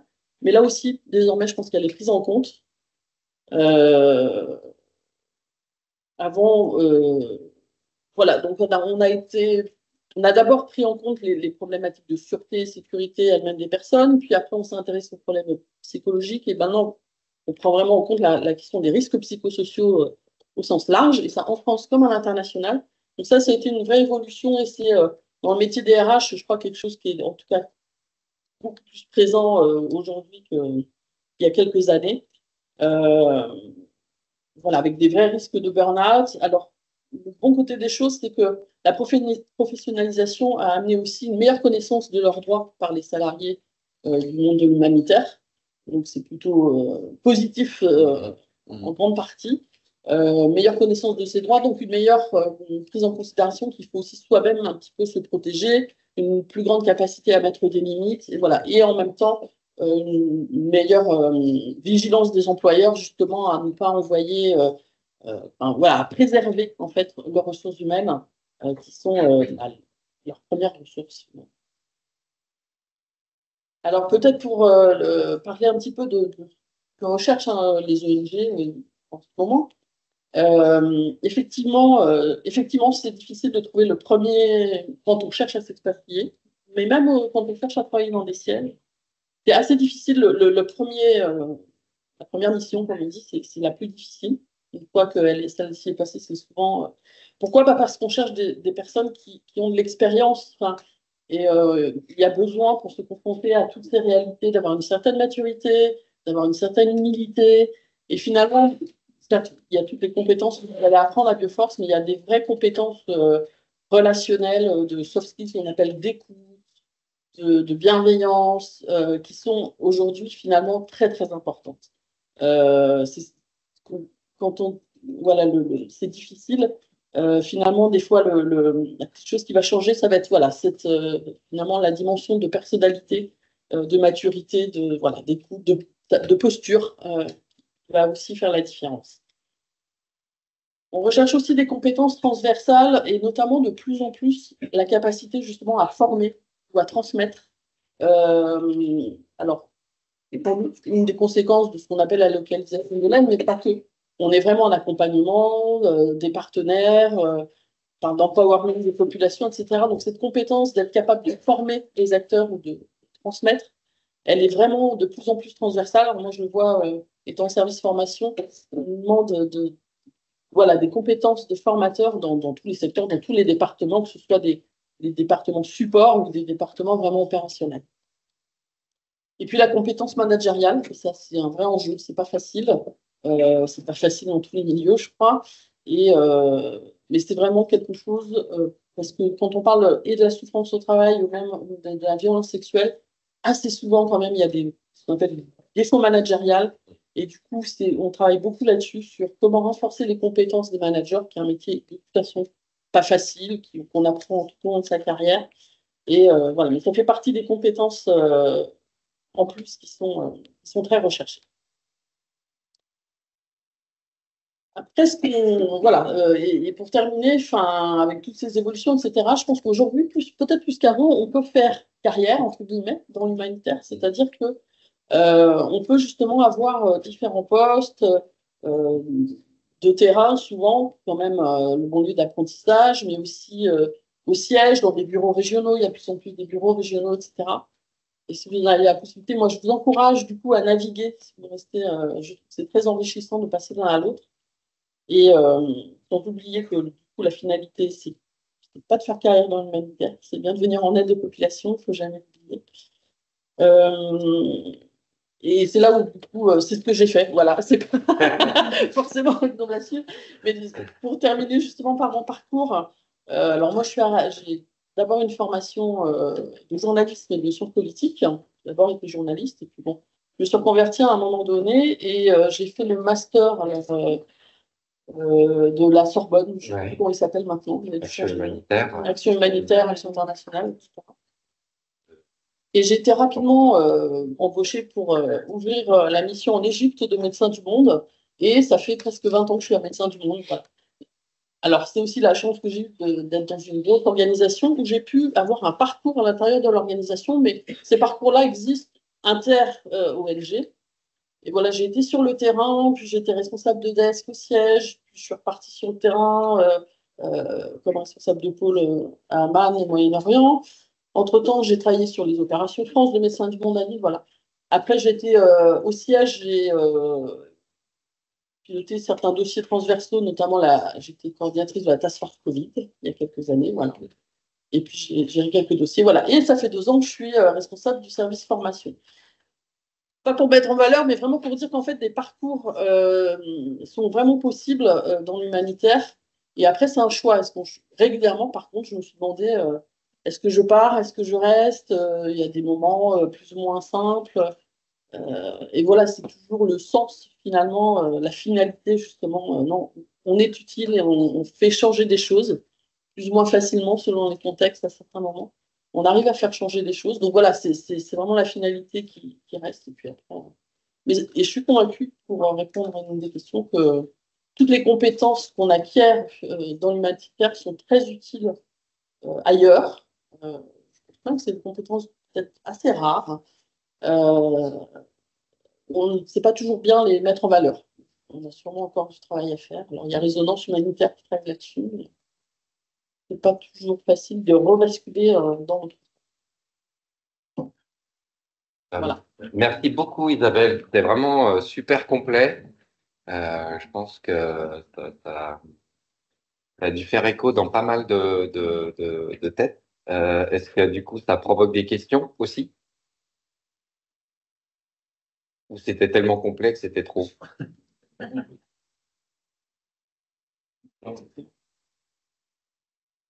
Sinon, sur cette logique RH, d'avoir un retour un petit peu sur justement c'est les attentes des ONG, les tendances dans le secteur. Ça, on peut avoir le retour de Céline, donc une autre grande ONG française, Handicap International. Humanité et Inclusion, on dit aussi. Oui, maintenant on dit en France. Oui, on a changé de nom en 2017. En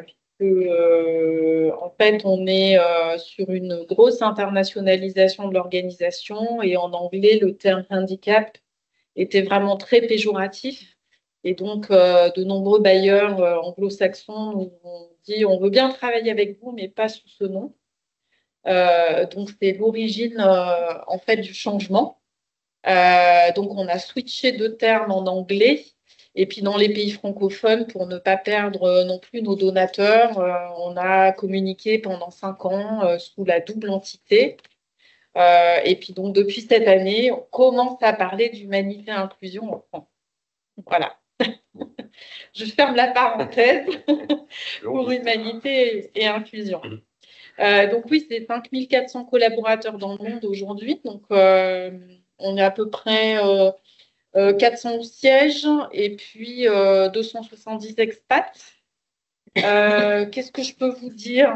Quand on s'est appelé avec Dorothée, je vais expliquer qu'on avait énormément internationalisé les recrutements d'expatriés. Donc aujourd'hui, on a une proportion, je crois que j'ai une 60aine de gens issus de l'espace Schengen. Donc sur 270, vous voyez que c'est une petite portion. J'ai un quart des expats qui viennent du continent asiatique et un quart des expatriés qui viennent du continent africain.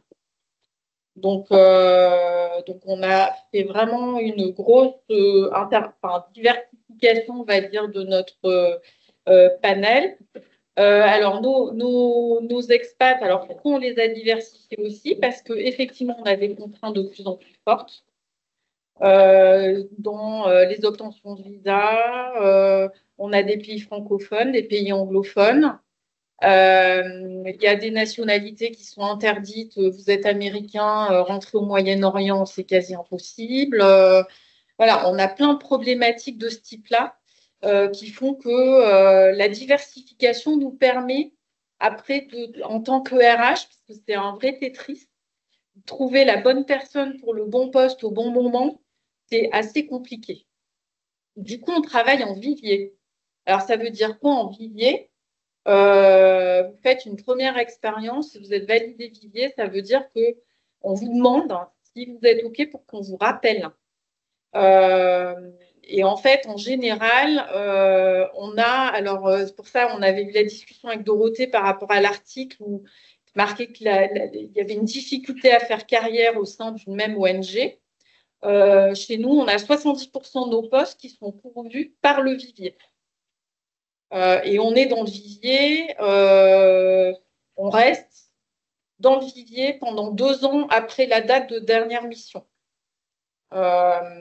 Donc 70% des postes pourvus par du vivier, c'est des gens qui ont déjà travaillé avec nous, qui nous connaissent, qui connaissent notre langage, qui connaissent notre mandat. C'est vrai que Handicap International, contrairement à MDM, on a un mandat qui est très compliqué qui est très large. Alors, il a l'avantage d'être sur l'urgence comme sur le développement. Mais du coup, c'est très compliqué à acquérir et on dit chez nous qu'il faut au moins 1 an pour comprendre notre mandat. C'est-à-dire quelqu'un qui rentre chez nous, que ce soit en local ou au siège, on dit qu'il faut 1 an pour vraiment comprendre ce qu'est la mission sociale, humanité et inclusion dans son ensemble, puisque l'inclusion, elle se vit du début jusqu'à la fin, déminer un terrain en Ukraine pour que les agriculteurs puissent retourner faire leur métier, c'est faire de l'éducation inclusive pour donner l'accès à l'école, c'est faire de la réadaptation pour permettre aux gens qui ont perdu une jambe de marcher. Voilà, donc en fait, tout ça, ça va être complémentaire, mais du coup, ça veut dire que la mission sociale, elle est quand même très, très large et qu'il faut, c'est un tout sur l'inclusion. Qu'est-ce que je peux dire d'autre sur les points qui ont été abordés? Donc, la durée de carrière. La durée de carrière, alors, on a de tout. Des gens qui sont tombés dedans quand ils étaient petits et qui sont encore là et qui prendront leur retraite en ayant fait toute leur carrière dans l'humanitaire, voire chez HI. Aujourd'hui, on a une ancienneté à peu près de 7 ans chez nous, ce qui est plutôt pas mal. Je discute. Ouais. Donc, les gens restent globalement et en général, effectivement, ont des évolutions et des parcours de ce que tu décrivais.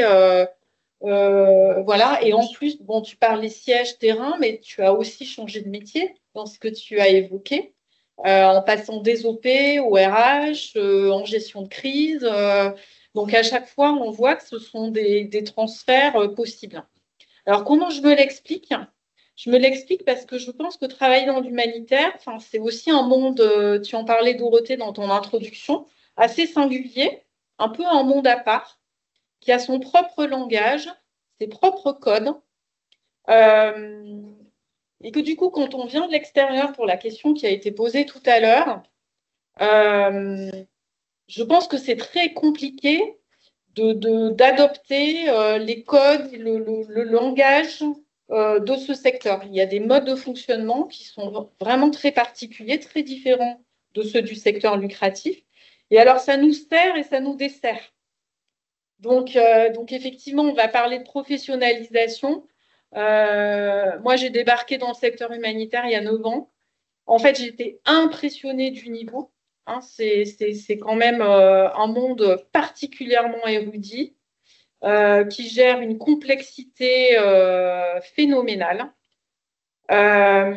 Au-delà de toutes les compétences soft skills dont on a parlé, mais il y a des vrais savoir-faire, mais qui a du mal à le vendre à l'extérieur parce qu'il a son propre langage et ne sait pas le mettre en avant. Donc moi, c'est vrai que souvent, j'ai des humanitaires qui sont un peu complexés en me disant j'aimerais bien aller voir le secteur lucratif, mais je ne sais pas, le secteur social, mais je pense que ce n'est pas transposable. Et ben, si c'est transposable, tu ne te rends pas compte de ce que tu fais au quotidien, en fait, de tout ce que tu sais faire et de la diversité de compétences qui sont nécessaires pour atteindre l'objectif. C'est vraiment, il y a un besoin d'intelligence situationnelle qui est quand même assez exceptionnel. Donc oui, on peut faire carrière dans l'humanitaire, carrière dans une ONG, effectivement à condition d'être aussi flexible, d'oser, de ne pas se freiner. Et puis, oui, c'est vrai qu'il y a aussi de la fatigue. Alors, on parle d'usure professionnelle, alors qu'il n'est pas reconnu en tant que tel au sens légal français. Donc, ça aussi, c'est peut-être un aspect intéressant.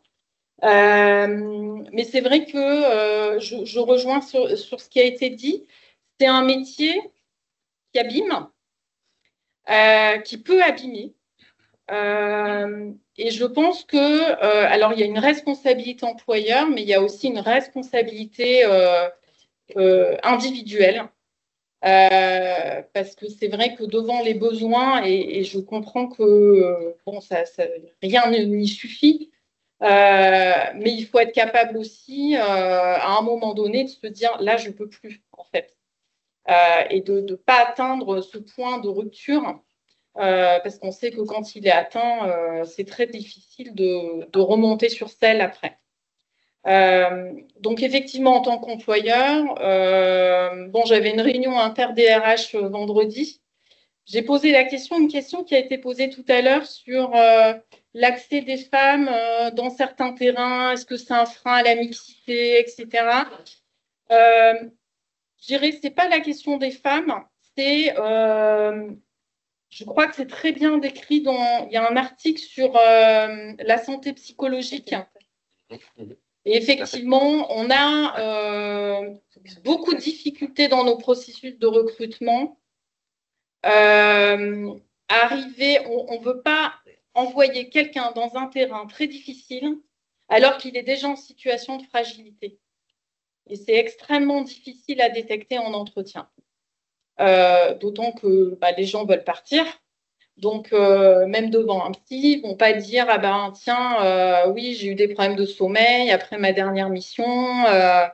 Or, je peux vous dire, pour en avoir eu, voilà, partir avec une fragilité, je pense qu'il ne faut pas partir en fait. On se fait vraiment mal. Donc, on fait beaucoup de prévention là-dessus. Il y a des choses où on peut se prémunir, et puis on peut récupérer, à condition de ne pas avoir passé le point de rupture. Donc, moi, sur les femmes, alors chez Ashley, c'est un peu particulier, je pense, parce qu'on est au siège 70% de femmes.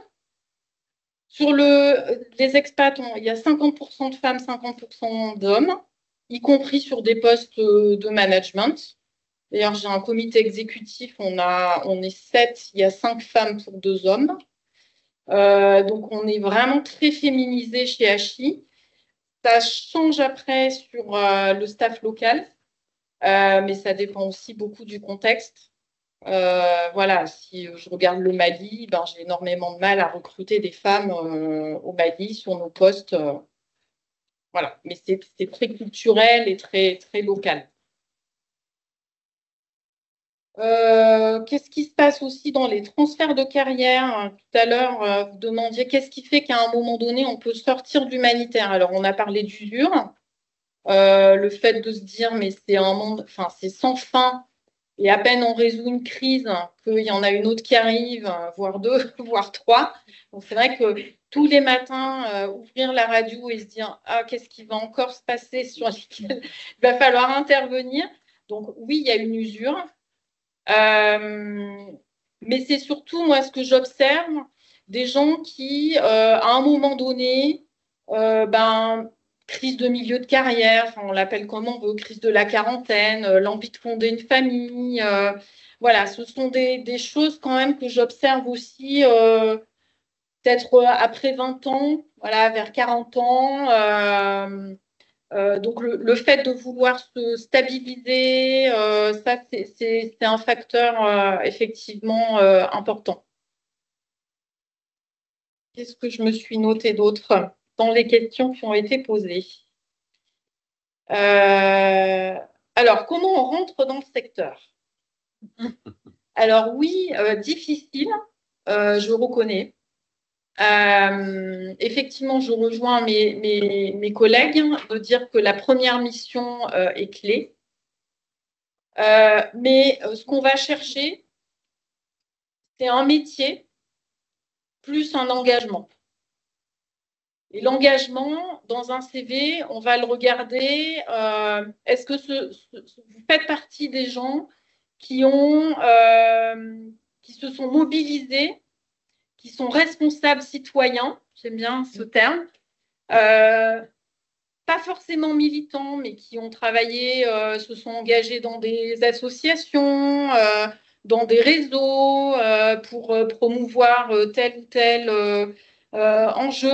Donc des gens qui s'engagent, sont capables de s'engager en dehors de ce qui leur est demandé et au-delà pour participer à changer le monde. Voilà, je vais peut-être le dire comme ça. Et donc ça, c'est ce qu'on va chercher dans un CV. Donc ça m'arrive régulièrement, par exemple, on fait les OP cadeaux, vous savez, voilà, vous achetez des jouets de Noël et puis on fait des paquets cadeaux pour les gens et puis on récolte des dons. Régulièrement, on a des étudiants qui viennent, qui se portent volontaires et régulièrement, nous recrutons nos alternants ou nos premières missions chez des gens qui sont venus. Alors, on s'est croisés. Alors, bon, je fais des paquets cadeaux, puis au bout de 2 heures, on me demande et toi, tu fais quoi chez Hachi? Je suis la DRH. Là, il y a un gros blanc. Mais en fait, ça débouche sur un. Voilà, après, je donne mes coordonnées et puis ça, voilà, par réseau, ça fonctionne. Mais engagez-vous. Voilà.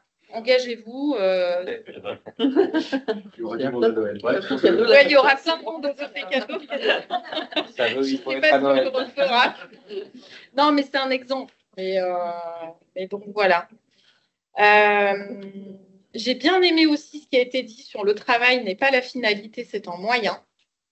Alors, la petite coup de gueule, mais quand même, oui, enfin, les candidats qui viennent nous voir et qui nous disent je viens chez vous parce que j'ai besoin de sens, moi j'ai vraiment du mal.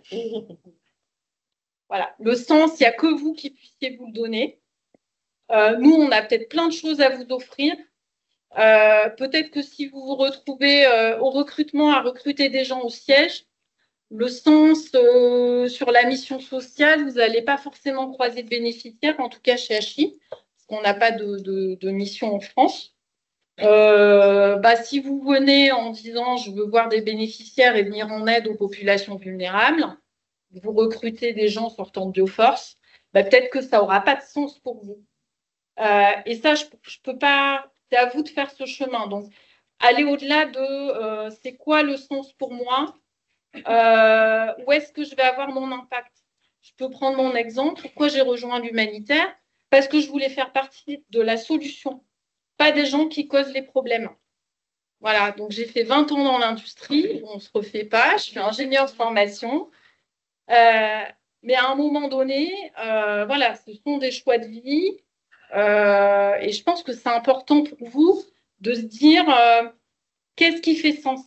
Et si à un moment donné, ben, voilà, on m'a proposé un poste de RH, je n'ai pas tout de suite pris le poste de DRH, mais oui, à ce moment-là, ça a fait sens pour moi parce que dans les projets, j'ai estimé qu'il y avait des choses auxquelles je pouvais contribuer à ma hauteur. Voilà. Super. Merci beaucoup, Céline. Alors, est-ce que réaction, action, réaction? Là, c'est pas possible que vous n'ayez pas de réaction, quoi. En tout cas, moi, moi, j'en aurais. Parce que je trouve qu'il y avait vraiment merci beaucoup d'abord, mais je trouve qu'il y a vraiment des choses qu'il faut aussi. Si vous ne voulez pas poser des questions maintenant, mais à mouliner, je trouve que la question, effectivement, la réflexion sur la finalité du travail et pourquoi on s'engage dans une association au-delà du sens, mais effectivement, tout ce que ça peut demander et en même temps des fortes revendications en termes de conditions de travail, de salariat. On a vu apparaître les syndicats aussi il y a quelques années. Donc, cette chose ambiguë un peu de dire on est là pour la cause générale de l'association et en même temps, on reste quand même des salariés, des êtres humains. Enfin, on peut pas non plus être à la limite du burn-out en permanence. L'expatriation qui devient compliquée. Je trouve que c'est des choses à mouliner, ça aussi. C'est plus, et ça, Olivier va en parler sans doute peut-être tout à l'heure, mais parce que lui, l'invité d'honneur, que je commence à réannoncer. Et je prendrai une question sur le chat, mais effectivement, quoi, il y a 20 ans, ou même quelques années encore, l'expatriation était une perspective tout à fait envisageable. Ça devient de plus en plus difficile. Ce que tu as mis en lumière aussi, Isabelle, la question du travail en France. Peut-être que certains d'entre vous n'y ont pas pensé, mais enfin, la solidarité, c'est pas aussi que la solidarité très loin. Il y a aussi beaucoup d'ONG qui font du travail en France. Donc voilà, ça, c'est des choses à prendre en compte. Les problématiques de santé mentale avec la fatigue compassionnelle, ce qu'on a appelé la fatigue compassionnelle. Donc ça, c'est aussi faut savoir s'écouter et bien mesurer que c'est aussi un travail aussi fascinant que fatigant. Donc voilà. Est-ce qu'il y a, c'est le moment ou jamais, si vous voulez, enfin non, c'est le moment où ça sera plus tard, hein, mais si vous voulez poser des questions avant que... Ah oui, pardon.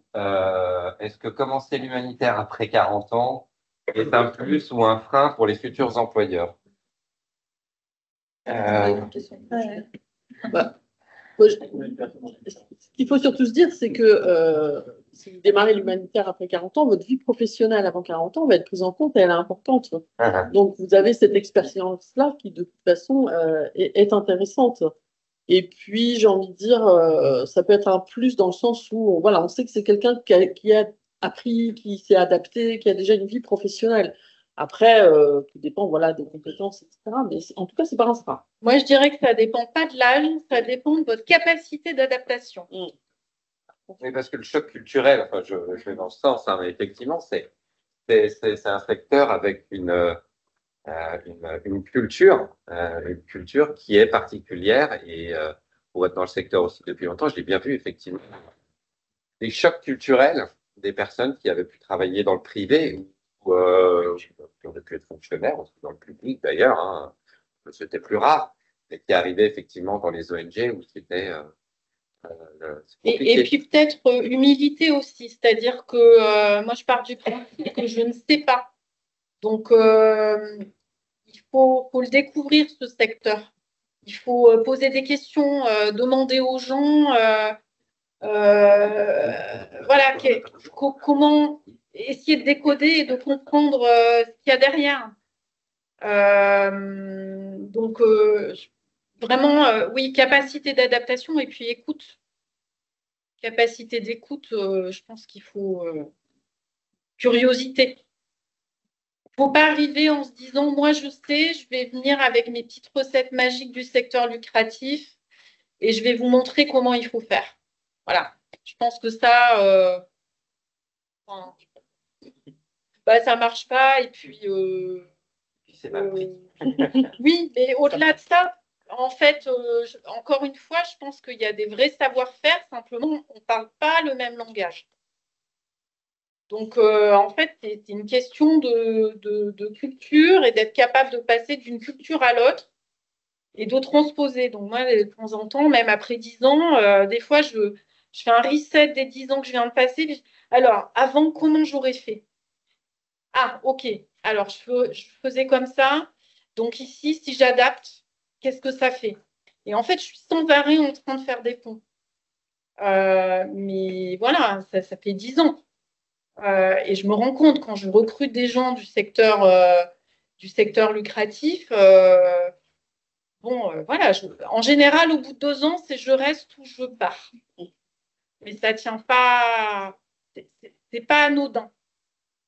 Et puis par rapport à ça aussi, semaine dernière, là, il y avait sur les salaires, parce qu'on parlait du sens, il y a quand même un contrat social, c'est-à-dire que l'humanitaire, en tout cas les ONG comme MDM, HI, MSF, on n'est pas dans le cercle des ONG anglo-saxonnes, mais en termes de salaire, dans le secteur, par rapport au marché général, on est à moins 30% en termes de salaire. La médiane de notre marché est à moins 30% par rapport au marché général.